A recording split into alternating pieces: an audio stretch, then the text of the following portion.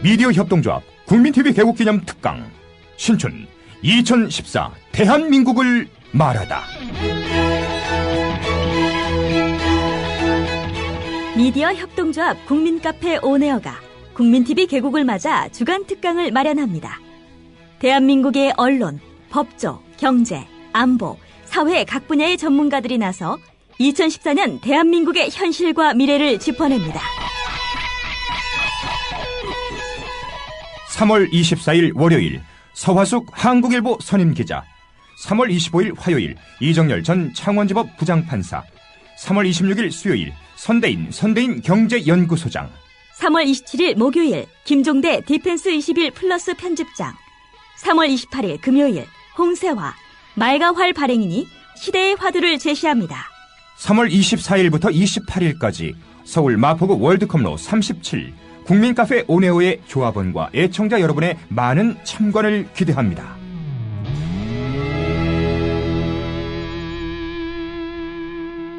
(3월 27일) 목요일까지는 저녁 7시 반, (3월 28일) 금요일 홍세화 발행인 강연만 오후 5시에 시작됩니다.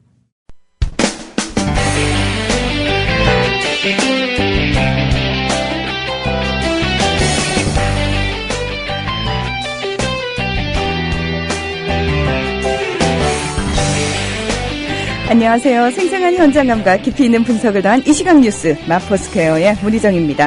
마포스퀘어 1부에서는 현재 가장 이슈가 되고 있는 정치와 경제 뉴스 전해드리고 있는데요. 3월 25일 화요일 함께하는 마포스퀘어 1부 양정대 기자의 정가 이모저모로 시작하겠습니다. 한국일보 정치부 양정대 기자 연결돼 있습니다. 양 기자님 안녕하십니까? 네, 안녕하세요. 네, 어제 하루 연결이 안 됐다고 이렇게 반가울 수가. 아, 죄송합니다. 이게요, 참 중독성이 강한 것 같습니다. 양 기자님이 항상 이 시간쯤 되면은 지금 정가 분위기를 생생하게 전해주시잖아요.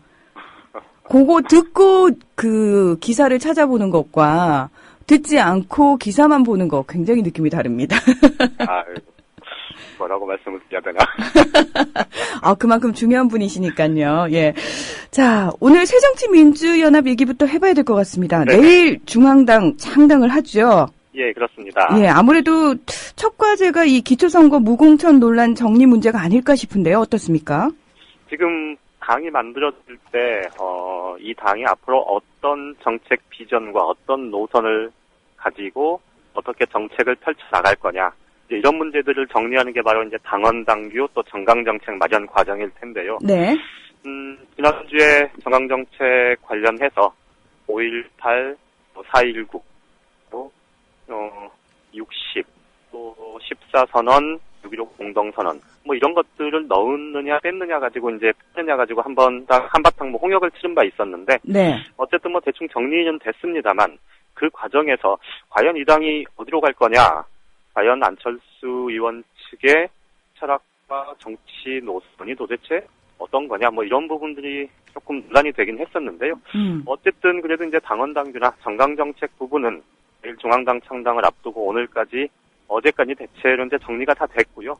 지금 논의가 되는 문제는 임시 지도부 구성 문제, 뭐 이런 것들이 지금 논의가 되고 있는데, 말씀하신 대로 진짜 정말 중요한 아주 현실적인 첫 과제가 바로 6월 지방선거에서 기초단체장과 기초의원 지금 무공천을 하기로 했는데, 이 무공천 문제 정말 그대로 갈 건지, 이 문제가 당장 발등에 불이 될 수밖에 없을 것 같습니다. 네. 어제 지금 친노 진영의 문재인 의원이 기초선거 무공천에 대해서 문제를 제기했었죠, 공개적으로.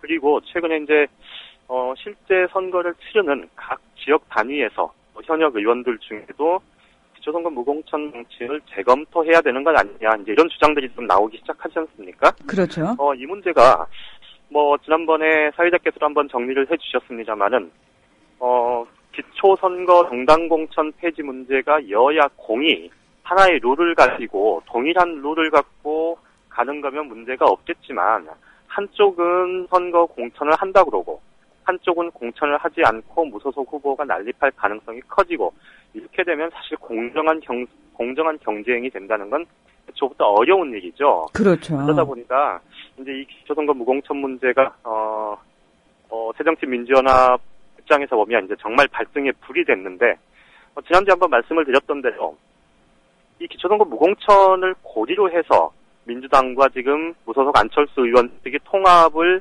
하기로 했단 말이죠. 그때 명분으로 내세웠던 게 바로 기초선거 무공천 문제인데, 기초선거 무공천 과연 새정치의 핵심으로 볼 수 있느냐, 이게 과연 통합의 명분이 될 만한 거냐, 이제 이런 부분에 대한 판단은 이제 이미 시간이 지난 문제고요. 현실적으로 기초선거 무공천을 과연 이 새정치민주연합이 번복할 수 있겠느냐, 이제 이게 핵심적인 얘기가 될 텐데요. 지금 김한길 대표나 또 무소속 안철수 의원 쪽에서는 계속해서 기초선거 무공천은 합당의 실질적인 명분이었고, 이건 대국민 약속이기 때문에 번복할 수 없다, 이렇게 이제 공개적으로 얘기를 하고 있습니다. 그런데 당 안팎의 얘기들을 쭉 들어보면요, 이거 창당 작업이 마무리가 일단락이 되고 나면 기초선거 무공천 문제에 대해서 좀 본격적인 논의가 진행될 가능성이 높아 보이는데요.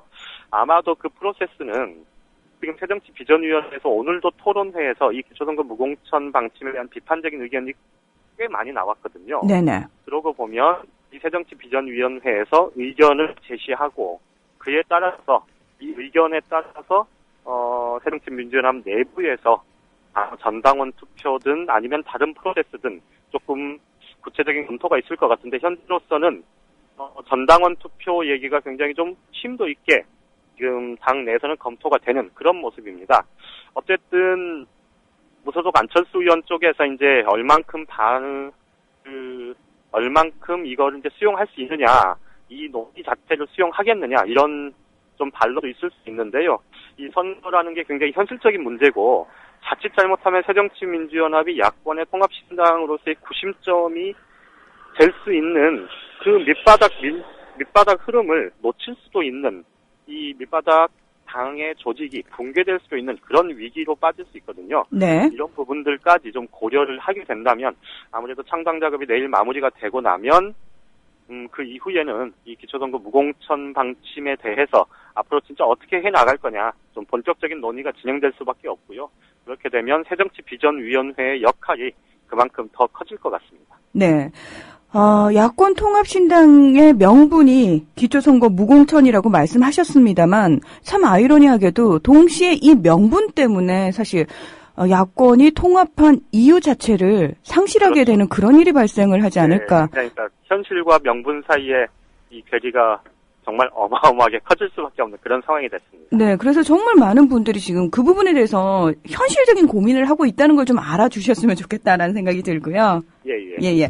자, 새누리당으로 좀 가보겠습니다. 오늘 광역단체장 후보를 1차 압축할 예정이라고 하죠? 예, 지금 오후 2시부터 공천관리위원회 회의가 지금 진행이 되고 있습니다. 지금 최근에 여의도 연구소에서 각 광역단체장 후보들을 대상으로 해서 여론조사를 실시를 했고요. 네. 일단 결과는 나와 있는 상태라고 합니다. 광역단체별로 보면 서울 같은 경우에 지금 5명이 출마를 선언했고요. 또 대전도 5명이고, 대구 같은 경우에 8명으로 지금 가장 많은데, 어쨌든 이 전체를 가지고 이제 토론회나 연설회 이런 것들을 하기가 좀 쉽지 않으니까 어쨌든 여론조사를 통해서 이제 1차로 3명에서 많으면 4명, 5명 정도까지 이제 걸러내겠다. 이게 이제 컷오프 개념인데요. 네. 일단 오늘 광역단체장 후보들을 대상으로 해서 여론조사 결과는 나와 있고요. 다만 이제 여론조사를 3명 걸러내는 거를 기본으로 했는데 여론조사 결과가 크게 차이가 없거나 혹은 여론조사가 조금 잘 나왔더라도 과거 당적 변경 문제나 혹은 개인의 도덕성 문제나 이런 것들에서 좀 논란이 될 만한 후보들은 면접이나 또 심사를 통해서 걸러내겠다는 게 지금 새누리당의 방침입니다. 대체로 보면 대부분 지역에서 3명 정도 이렇게 걸러질 것 같고요. 경기 같은 경우가 아마 4명 모두 컷오프 없이 경기 같은 경우는 가는 방향이 유력한 것 같고요. 네. 대전 같은 경우도 3명 정도, 충남 같은 경우도 3명 내지는 4명까지도 갈 것 같고요. 어쨌든 이제 일단락이 오늘까지 되고 나면 대체로 이번 주부터는 이제 본격적인 각 지역별 경선이 시작이 될 것 같은데요. 근데 이제 한 가지 좀 주의 깊게 볼 대목은 엊그제도 말씀을 드렸습니다만은 지금 여성 기초단체장 전략공천 문제 가지고 당이 굉장히 시끄러웠었는데 그렇죠. 오늘 이 문제도 이제 공천관리위원회에서 대충 매듭을 짓는 것 같습니다. 한번 말씀드렸던 그 계파 갈등의 핵심적인 지역으로 말씀드렸던 데가 바로 경상북도 포항 지역이었죠. 네네. 이명박 전 대통령의 고향이기도 하고 친이계 그래서 핵심 인사들이 이제 시장 도전에 많이 나선 곳이다 이런 말씀을 드렸었는데요. 당초에 친박계 서울시의원 출신의 친박계 여성 후보를 공천하려다가 이제 논란이 굉장히 커지니까 아마 여기는 그냥 기존 그 후보들 사이의 경선으로 이렇게 정리가 된 것 같고요. 네. 이제 여성 공천 문제도 이제 일단락이 되고 났으니 정말로 이제 남은 문제는 이 광역단체장 후보들 간에 이제 실질적인 경선 싸움이 될 텐데 지켜봐야 될 부분이 크게 두 가지 정도 될 것 같습니다. 일단 하나는 지금 박심 논란과 관련해서 그동안에 중진 의원 차출론이니 또 박심이 작용을 하느니 마느니 이런 얘기들이 굉장히 많았었는데요. 최근에 여론조사들을 보면 실제로 새누리당 광역단체장 후보 선정 과정에서 또는 후보 출마 과정에서 박심 논란이 있었다라고 인정하는 의견들이 꽤 많습니다. 없다고 생각하는 의견들보다 있다고 생각하는 여론이 더 많은데 이거는 자칫 잘못하면 새누리당 입장에서 보자면 이게 나중에 관권 선거 논란으로 비화할 소지도 꽤 있고 또 경선 결과에 따라서는 이게 당내 계파 갈등으로 불거질 가능성도 꽤 높거든요. 네. 그러다 보니까 지금 새누리당에서는 그 부분에 대해서 굉장히 지금 촉각을 곤두세우고 공천관리위원회에서도 박 후보 진영에게 그 문제에 대해서 지금 굉장히 주의를 당부하고 있다고 하고요. 또 나머지 하나는 이게 지금 수도권 선거 부분이 이제 전체적으로 보통 이전 선거 판세를 보면 수도권이 민심이 가장 민감하게 움직이는 곳이면서 동시에 특히 서울하고 경기 여기는 후보들이 한 당이 이렇게 같이 차지하는 경우들이 굉장히 많았었거든요. 네. 그런데 지금 전반적인 양상을 보면 경기 같은 경우는 새누리당이 남경필 의원이 다른 야당 후보들을 좀 압도하는 앞서는 그런 양상인데 서울은 좀처럼 지금 박원순 시장을 새누리당 후보들이 넘어서질 못하고 있거든요. 네네. 그래서 서울 지역 경선 문제에 대해서 새누리당은 지금 총력전을 펼치겠다. 중앙당 차원에서 적극적으로 나서겠다. 이런 생각인데 이게 또 다른 박심 논란 이렇게 번질 수도 있어서 당 내에서 좀 굉장히 곤혹스러워하는 그런 모습입니다. 앞으로 이 두 지역의 경선 흐름을 좀 면밀히 지켜보는 것 이게 하나의 관전 포인트가 될 것 같습니다. 네, 오늘도 잘 들었습니다. 양 기자님 고맙습니다. 네, 고맙습니다. 한국일보 정치부 양정대 기자와 함께 정가 이모저모 알아봤습니다. 국민건강보험공단 내부 전산망에서 최동욱 전 총장의 내연녀로 지목된 임모 씨의 개인정보가 조회된 건 지난해 6월 무렵. 검찰은 당시 무단으로 정보를 조회한 의혹이 제기된 건보공단 한보 팀장을 최근 소환 조사했습니다. 한 팀장은 검찰 조사에서 청와대 고용복지수석실 관계자의 부탁을 받았다고 진술한 것으로 전해졌습니다. 임 씨와 임 씨 아들 채무군의 개인정보 조회에 청와대가 관여했다는 정황은 또 다른 곳에서도 나왔습니다. 최근 유영환 서울 강남교육지원청 교육장은 청와대 교육문화수석실 관계자의 부탁으로 최 전 총장의 혼외 아들로 알려진 채모 군의 학적부를 조회했다고 말했습니다. 앞서 현지 경찰관들이 청와대 민정수석실의 김모 경정의 부탁으로 내부 전산망에 접속해 임씨 가족의 개인정보를 조회해준 사실이 확인됐습니다. 청와대 총무비서관실 조모 행정관은 서울 서초구청 간부를 통해 채 군의 정보를 파악하기도 했습니다. 조회 시점은 혼외자 의혹에 대한 언론 보도가 나오기 석 달 전으로 검찰이 원세훈 전 국정원장을 선거법 위반 혐의로 기소한 지난해 6월입니다. 당시 여권에서는 검찰의 수사를 불편해했고 이 때문에 이른바 윗선인 청와대를 정점으로 뒷조사에 배후가 있다는 의심이 가시지 않고 있습니다. 청와대가 공직자가 아닌 사람을, 최동욱 검찰총장의 가족도 아닌 사람을, 그저 최 총장과의 사이가 의심되는 정도의 사람을, 즉 민간인인 사람을 털었다는 겁니다. 개인정보를 털었다는 겁니다. 민간인 사찰, 이럴 때 쓰는 말이지요. 예, 통합진보당 대변인 홍성규입니다. 박근혜 정권의 태생적 비리인 대선 불법 부정선거 관련해서 당시 최동욱 검찰은 국정원을 정면으로 겨누어 수사했습니다. 이에 대해 청와대는 혼외자 의혹을 퍼뜨려 최동욱 총장을 파렴치범으로 찍어내는 것으로 답했습니다. 강력한 1차 경고에 검찰 수사팀은 공중 분해되었습니다. 교육문화수석실, 민정수석실, 총무비서관실, 고용복지수석실 등 사실상 청와대의 모든 부서가 총동원되어 초등학생 가족관계 기록부를 훔쳐봤음이 밝혀졌습니다. 관련자에 대한 엄중한 징계 역시 뒤따라야 할 것입니다. 관련자 엄중 문책만이 아니지요. 박근혜 대통령은 개인정보를 제멋대로 갖다 쓰는 이들에게 이런 조치가 필요하다고 하셨어요.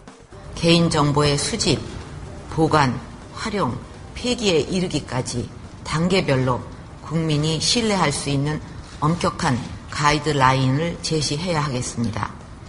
꼭 필요한 정보 외에 수집을 금지하는 것은 물론이고 정보의 보관, 활용에 보호 책임을 분명하게 하고 이를 위반할 경우에는 회사 문을 닫을 수 있는 수준의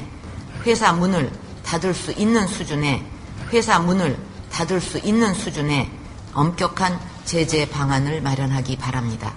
박근혜 대통령님, 청와대 문을 닫을 수 있는 수준의 엄격한 제재 방안을 마련하기 바랍니다.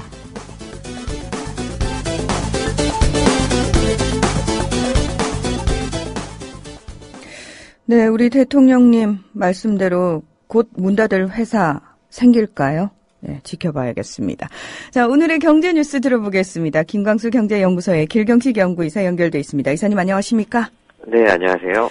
지난주에 유럽 주요 국가들의 경제 상황에 대한 소식들 전해주셨는데요. 네. 오늘 스페인과 관련한 내용 좀 더 전해주시겠다고요? 네네. 언론에서는 사실 스페인과 한국이 좀 비슷한 상황이다, 이런 얘기들 많이 했었는데요. 네. 지금 스페인은 어떤 상황입니까?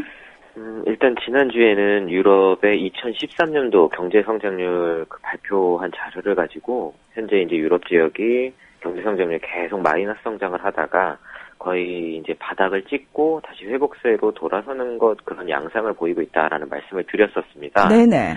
그 유로권 채무 위기는 보통 2009년, 2010년도쯤에 이제 발생을 했는데 그때 이제 가장 좀 이제 문제가 컸던 국가들이 그리스나 아일랜드, 포르투갈, 그리고 또 이제 국가의 경제 규모도 크면서 좀 문제가 컸던 국가가 스페인이었습니다. 네네. 근데 말씀하셨던 것처럼 스페인 같은 경우에는 우리나라하고 인구 규모라든지 경제 규모, 그다음에 그런 좀 상황들이 좀 비슷한 면이 많이 있었어요. 그래서 스페인의 문제를 보면서 우리나라 경제도 비슷한 문제가 발생하지 않을까라는 이제 우려의 목소리도 있고 했었는데요.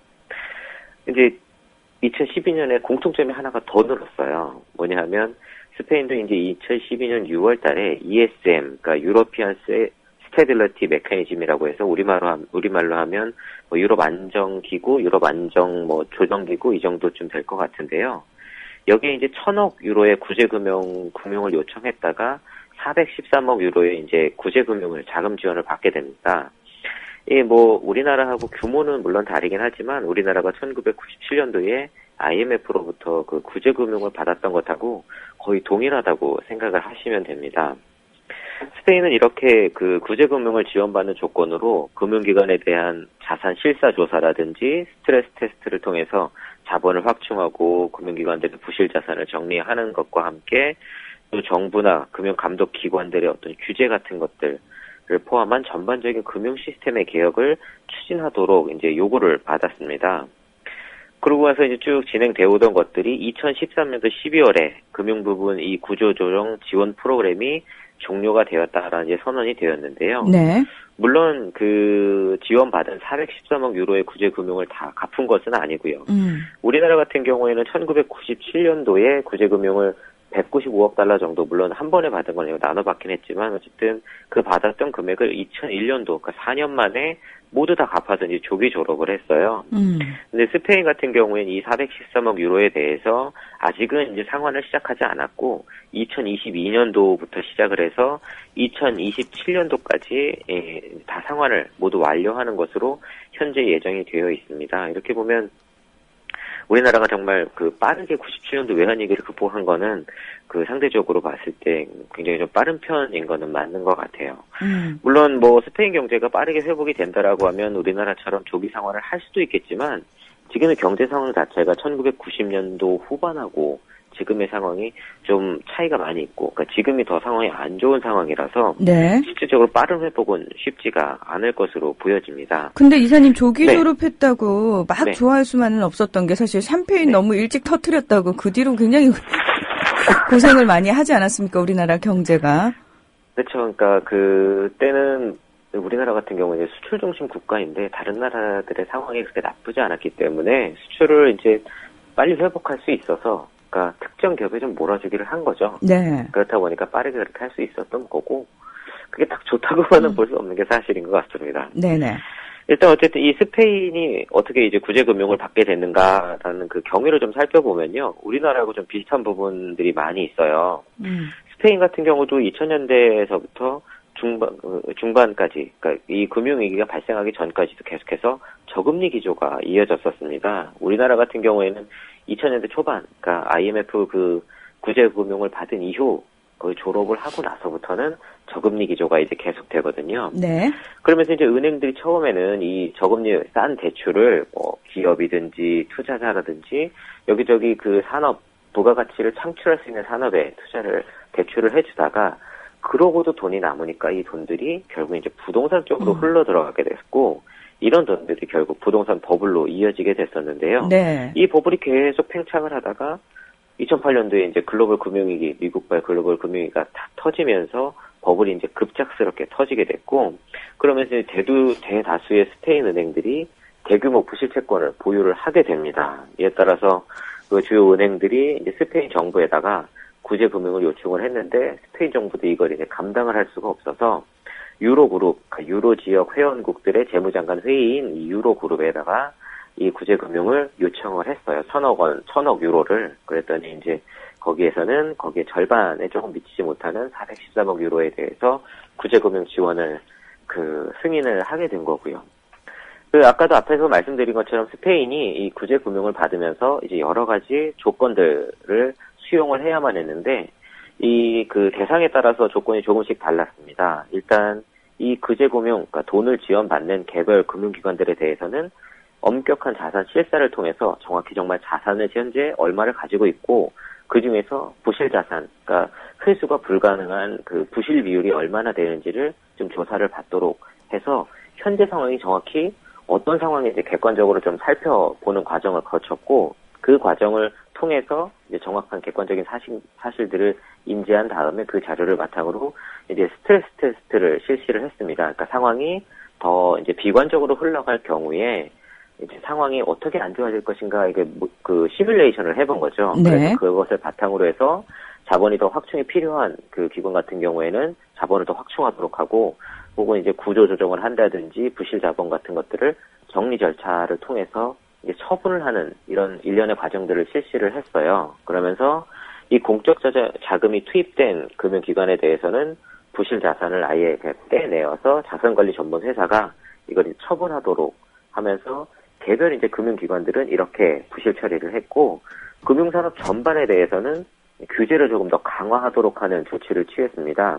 그래서 2014년도 말까지, 그러니까 올해 말까지 이 금융기관들의 자기자본 비율을 최소 9%를 달성하도록 원래 BIS에서는 이제 8%를 권장을 하고 있는데 그거보다 조금 더 높은 수준을 이야기를 했고 그다음에 그동안은 이제 스페인 정부가 이 금융 감독 기능까지도 다 정부가 하고 있었는데 이 기능을 이제 떼와서 스페인 중앙은행에서 어떤 이 금융기관에 대한 제재라든지 설립 인허가권 같은 것들, 그러니까 감독 기능을 조금 더 이제 강화시키는 쪽으로 변경을 하도록 요청을 했고 또 금융 서비스와 관련해서도 소비자 보호에 대한 부분을 조금 더 강화하는 이런 조치들을 취했습니다.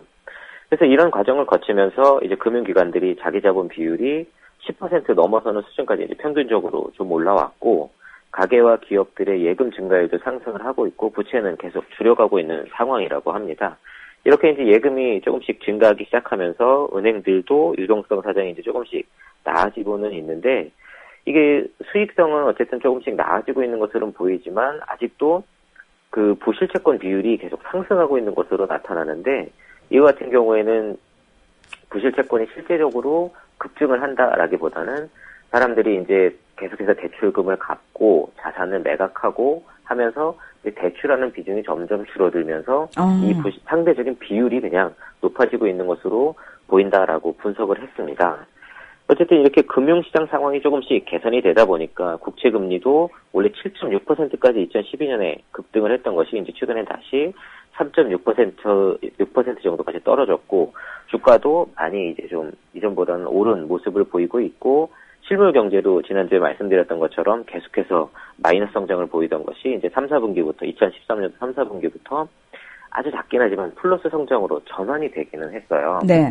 근데 문제는 뭐냐 하면 그럼에도 불구하고 실제적으로 대다수의 사람들이 느끼는 경제 상황은 아직까지도 취약하다는 겁니다. 그러니까 스페인의 평균 실업률이 25%예요.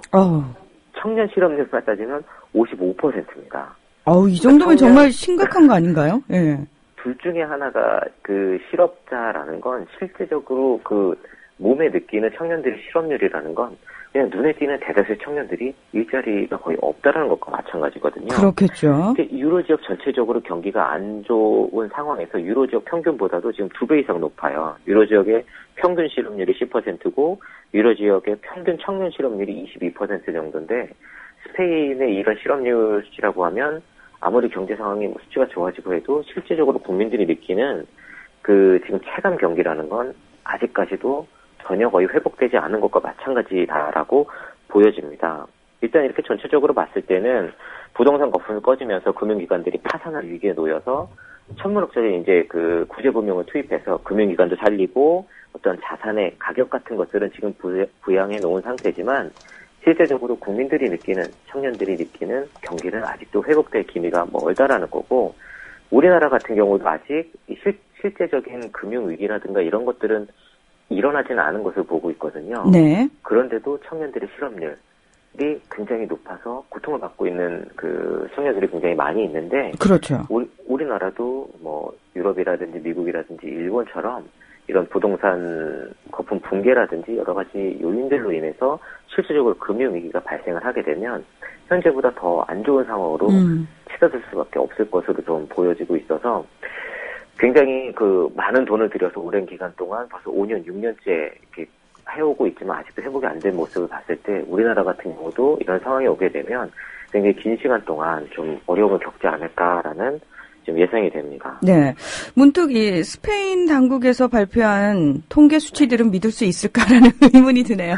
우리나라는 워낙 믿을 수 없는 수치들이라서요. 일단 그 유럽 그 중앙기구에서 하는 거니까 네. 그래도 어느 정도 현재는 신뢰할 수 있을 것으로 보여지지 않을까라는 생각이 듭니다. 아유, 예, 참 이렇게 의심이 많아졌습니다. 제 탓인가요? 아닙니다. 예, 의심을 해야죠. 할 건 해야죠. 예, 이사님 네. 오늘도 고맙습니다. 네, 감사합니다. 김강수 경제연구소의 길경식 연구이사였습니다.